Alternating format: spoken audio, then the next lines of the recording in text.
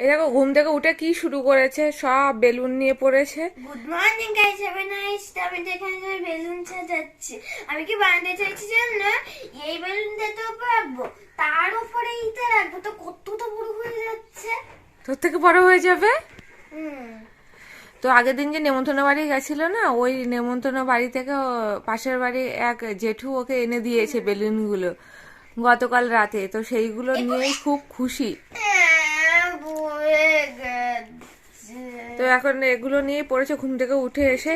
আর মেয়েকে দেখো হা করে দাদাকে দেখছে, দাদা কি করছে। পাপা ও বেলুনগুলো দেখতে চাইছে, ওর হাতে একটু দে। দেখো ঘাড় ঘুরিয়ে দেখছে। ও মাম্মাম গুড মর্নিং বলো। না, সোনা মা, তুমি এইটা ধরো, এইটা না, না, ধরো, না, এইটা এইটা ধরবে, এইটা ধরব, না না না না, হ্যাঁ এইটা ধরবো, এইটা ধরবো। জর্জু মাম্মা হাতটা খুব একটু। সারাক্ষণ বলি না দাদাকে দেখে যাই, দেখো দাদাকে দেখে যাচ্ছে। এই মাত্র ঘুম থেকে উঠলো ও, আর ও দাদা ঘুম থেকে ওঠার পরে বেলুন নিয়ে শুরু করেছে আজকে। ওই দেখো হাসছে। তুমি বেলুন ধরেছো মাম্মা? দাদা বেলুন ধরতে দিয়েছে, কিন্তু দেখিস বাবা ওটা যেন গালে না দেয়। ও সব কিছু গালে দেয়।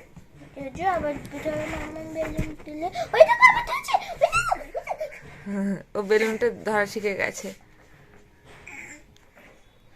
বাবা ওগুলো না একটু সরিয়ে রাখি, যদি বেলুনগুলো ফেটে যায় যদি ভয় পাবে। দাঁড়িয়ে গেছে। এই যে দাঁড়িয়ে গেছে। এবার দেখবে একটু ভালো। 3 2 1। ওটা কি হলো?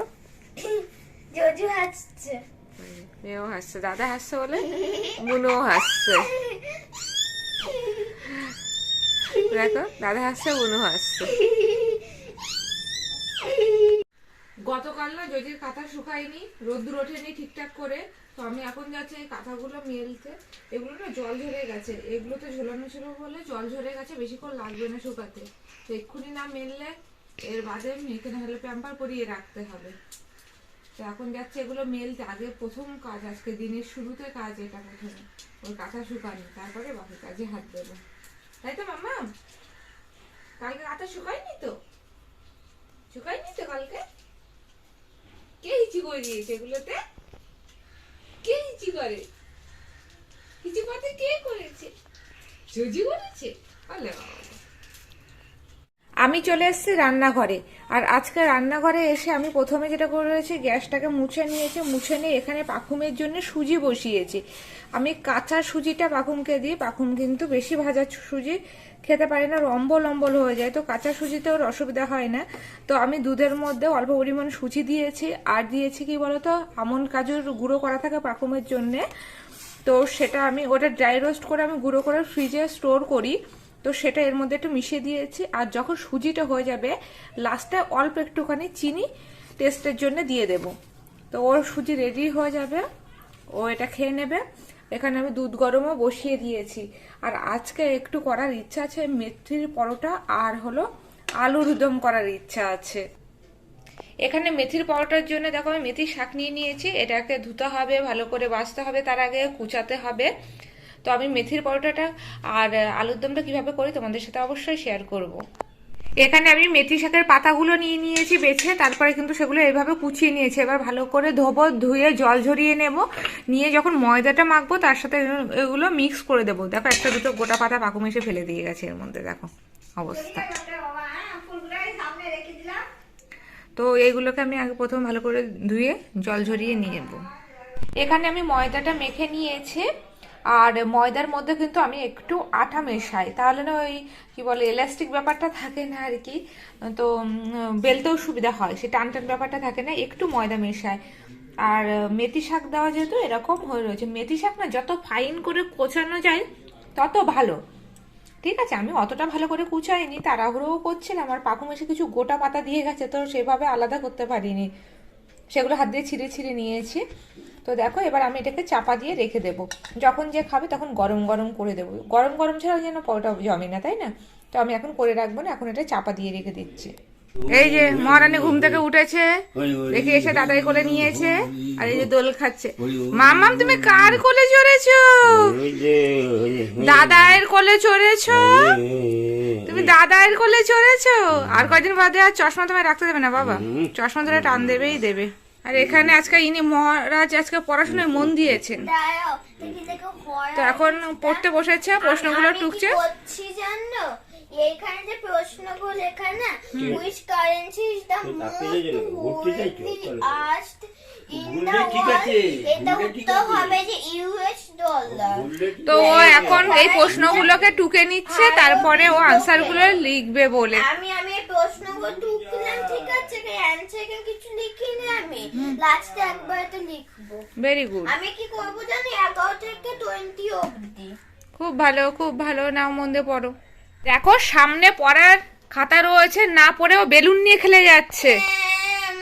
গোল্ডেন হয়ে গেছে, বেলুন তো গোল্ডেন, তো এর জন্য। বাবা বাবা, বেলুন থেকে গোল্ডেন হয়ে গেল নখ। হ্যাঁ এই দেখো একদম গোল্ডেন বেলুন। ওটা গোল্ডেন বেলুন? আমি তো এরকম খেলছিলাম, যদি যদি মুখ খেতে যদি আমি এরকম দিয়েছি, কয়দিন পর দেখবে এই টাচ করলাম এবার, কয়দিন পর দেখো যদি মুখও গোল্ডেন হয়ে যাবে। শুধু ঢপ, শুধু ঢপ, শুধু। এখানে দেখো সব বাসনপত্র মেজে উপর করে দিয়েছি, সিঙ্ক পুরো ফাঁকা করে দিয়েছি, সব বাসনপত্র মেজে। শুধু ওখানেই নয়, দেখো কত বাসনপত্র। এবার এগুলোকে আবার ঠিক মতো জায়গা মতো না গোছালে আবার হবে না, নাহলে পুরো জায়গাটাই এরকম ভাবে ছড়ানো ছিটানো হয়ে যাবে। তো খানিকক্ষণ বাদে আগে রান্নার দিকটাতে সামলে নিই, তারপরে এগুলো গোছাবো। এখানে আমি আলুগুলো সেদ্ধ করে নিয়েছি নুন দিয়ে। আলুগুলো কি আলুকে যেন একটা সিটি দিয়েছি, তাই অনেকগুলো আলু দেখো এরকম গলে গলে গেছে।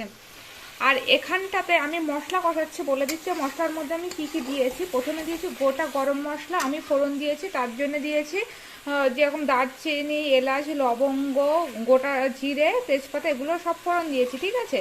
আর মশলাটাতে এটা যেটা দিয়েছি বাদাম, বাদাম, পোস্ত, সাদা তিল, আদা, আর একটা কী যেন দিলাম, আর কাঁচা লঙ্কা, এইগুলো ভালো করে পেস্ট করেছি। ভালো করে পেস্ট বলাও ভুল, একটু যাতে দানা দানা থাকে বাদামটা, তো সেই একটু এরকম দানা দানা রেখে হলো এটা পেস্ট করেছি। আর এর মধ্যে দিয়ে দিয়েছি নুন, দিয়ে দিয়েছি পরিমাণ মতো, হলুদ দিয়েছি, নুনটা একটু কম দিয়েছি যেটা আলু সেদ্ধর সময় দেওয়া ছিল তাই। আর কাশ্মীরি লঙ্কার গুঁড়ো দিয়ে দিয়েছি, চিনি দিয়ে দিয়েছি, সমস্ত কিছু এখানে দিয়ে দেওয়া হয়ে গেছে। এবার ভালো করে কষাবো। দেখো অলরেডি তেল ছাড়া শুরু করেছে, যখন একটু ভালো কষানো হয়ে যাবে তারপর একটু জল দিয়ে ফোটাবো আর আলুগুলো দিয়ে দেবো। আলুগুলো আর ভাজার অবস্থায় নিয়ে ভাজলে পুরো ঘেটে যাবে। এর মধ্যে নিউট্রেলা সেদ্ধ বসিয়েছি, কারণ মা বললো একটু আলুর দমের মধ্যে নিউট্রেলা দিয়ে দিতে। তো এটা সেদ্ধ করেছি, এবার সেদ্ধ করে এটা ভালো করে ধোবো, যতক্ষণ এই ফেনা ফেনা ব্যাপারটা না যায় ততক্ষণ পর্যন্ত ধোবো, দিয়ে চিপে নিয়ে কিন্তু এর মধ্যে অ্যাড করে দেবো। আর লাস্টের মধ্যে একটু ঘি, গরম মশলা আর টাটকা ধনে পাতা নিয়ে এসছে বাবা আজকে, সেটাকে এরপরে ছড়িয়ে দেবো। তো চলো ফাইনালি কেমন দেখতে হয় তোমাদেরকে দেখিয়ে দেবো। এই দেখো আলুর দমটা কিন্তু রেডি হয়ে গেছে। এবার বলবে এতটা ঝোল ঝোল কেন? না, এই ঝোলটা কিন্তু টেনে নেবে, কারণ আলুটা যা দেখলাম এই আলুতে ঝোল টেনে নেবে। এবার আমি অনেকটা পরিমাণে ধনেপাতা কুচি দিয়েছি, আর যেহেতু গোটা গরম মশলা দিয়েছি বলে এখন বলে গেল যে মাম্মাম গরম মশলা দিও না, বেশি ঝাল হয়ে যাবে, থাক শুধু ধনেপাতাই দিয়ে দিই। তো আর গোটা গরম মশলা আমি ফোড়ন দেওয়া আছে, ভালো তো গন্ধ বেরিয়েছে, তো আমি এটা বাদে মিশিয়ে দেবো। এবার আমি পরোটাটা করে নেব আর পাখুনকে খেতে দিয়ে দেবো। আজকে খিদে আর সহ্য করতে পারছে না, যেদিনকে পরোটা লুচি হয় ওর বেশি খিদে পেয়ে যায়। আমার মানে ওর না, সবাই আমারও হয়, দোষ হয় ওর।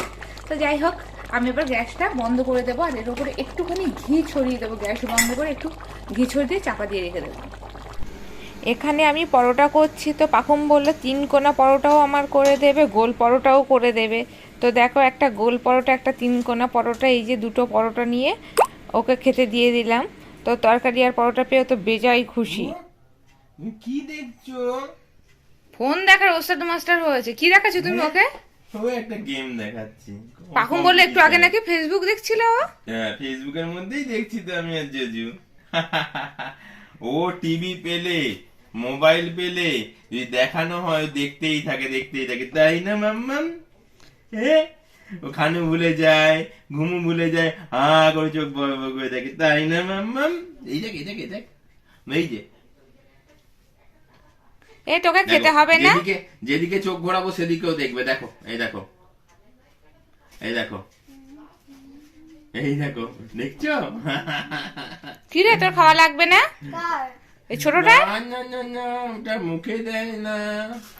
আজকে না ওর পাপার ডিউটি পড়েছে, ওর পাপাইকে বলেছে আজকে একটু ওর সাথে সময় কাটা, ওর পাপাই তো একদমই সময় পায় না, তো আজকে ওর পাপাই ওকে নিয়ে রেখে দিয়েছে। দেখো, যদিও পাপার কাছে ভালো থাকে, দেখো অবস্থা ফোন যেদিকে দেখার বসে জন্য। দিকে, দেখো যেদিকে চোখ, চোখ বসে দিকে, এই ওই বসে দেখো। দিকে। তোমরা দেখো আমি কি বানিয়েছি, শিব ঠাকুর বানিয়েছি। এই দেখো শিব ঠাকুর ত্রিশূল আরে শিব ঠাকুর আলাদা, ত্রিশূল আলাদা, এ কি জিনিস? গায়ে গায়ে গায়ে গায়ে লাগিয়ে দে। কিন্তু ত্রিশূলকে ইংরেজি কি বলে জানো? ট্রাইডেন্ট বলে। ওই যে এখন ও ছবি আঁকছে, পড়াটা কমপ্লিট করে। এটা হলো আমাদের সন্ধ্যের রুটিন আজকে। সবাই চাটা খাওয়া হয়ে গেছে, তারপর থেকে ওর পাপার ডিউটি চলছে আজকে। অনেকক্ষণ হয়েছে পাপার কাছে। আমি ছবিগুলো কি করবো জানো? এটা এগুলোকে একসাথে আটকে দিয়ে দেখো। আমি ছবিগুলো কি শিব ঠাকুর করবো আলাদা, জানো? ত্রিশূল আলাদা। আমি ছবিগুলো কি করবো জানো? আমি নি ছবিগুলোকে এইখানটাতে আটকাবো, আর আমি এই এই ত্রিশূলটাকে আমি এরকম ভাবে আটকাবো। তাই আর শিবটাকে নিচে এই মেয়েটা, তোর খাওয়া লাগবে না? মেয়েটা, ওইগুলো খাওয়ার জিনিস না, এই যে ওগুলো মুখে দেয় না মাম্মা। বদমাস তো। যা পায় তাই মুখে দেবে, দেখো যা অবস্থা। পায় তাই। এই যে ওকে খেতে দিয়ে দিয়েছি। আজকের মেনু হলো ডালিয়া, গাজর দিয়ে আলু দিয়ে ডালিয়া করেছি, আর এখানে শশা কেটে দিয়েছি, এখানে আলু ভাজা করে দিয়েছিলাম, কিন্তু আলু ভাজা নিতিয়ে গেছে। গরম গরম ভালো লাগে। মেয়েকে ঘুম পাড়াতে গিয়ে আলু ভাজা নিতিয়ে গেছে, ওর পাপাইও নিতিয়ে গেছে মেয়েকে ঘুম পাড়াতে গিয়ে। এই করেছি, ওই করেছি, সে করেছি, কত কিছু বলে দিল, তাই না? বাট এটা আমার একদম ভালো লাগে না। সব থেকে ওয়াস্ট খাবার আমার এটা। খিচুড়ি তো আমার একদম না পছন্দ, ভালোই লাগে না, ভালোই লাগে না। খেতে হয়, জোর করে দিয়েছে বউ, বাপের সমান দেয়, খেয়েই ফেটি।